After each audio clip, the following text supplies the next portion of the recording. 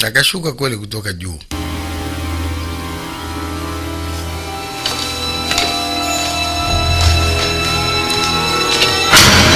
Akaona viatu vya mtoto wake. Sasa alimwambia akae kwa jirani, asije huku, maana alijua atakula na ile pai. Na kweli alipokuja kucheki huku akakuta una sahani 2, na maana mtoto wake naye kala.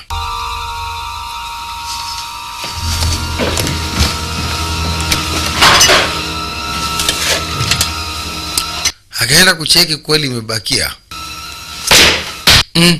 Mara binti yake. Baba, ala, alijua na binti yake imekula.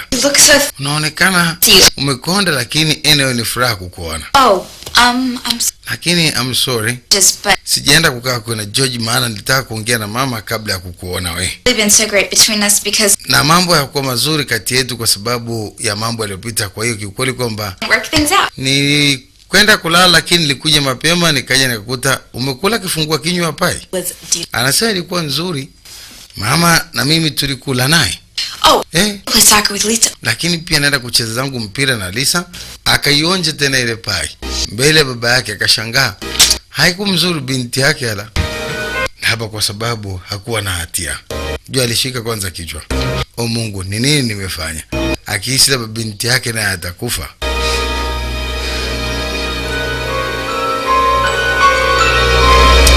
Lakini aligundua labda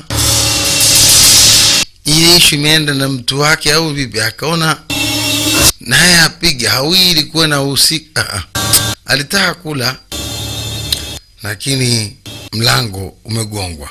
Dokta anastuka kukutana na jamaa, kujua kama jamaa yupo amekuja kupiga orodha. Oh Billy, umekuja nyumbani? Akaambia Dr. Mike, early for a house. Umekuja mapema? Kwa kuwa umepigiwa simu au? Akaambia hapana, ni kwamba sio unavyofikiria, na anajistukia. Aidi alikuwa ana huzuni, nikaona nipitie hapa kuja kumfariji kidogo tu.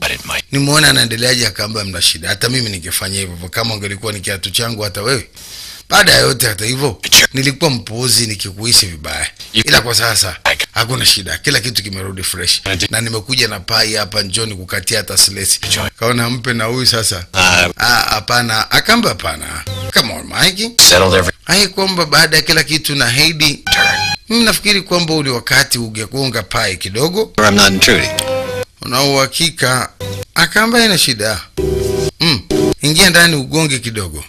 Akajisemea ala, mzungu dokta kutoka mjini. Ukishataja tu hiyo kitu inakula kwa muhusika. Bana ndio.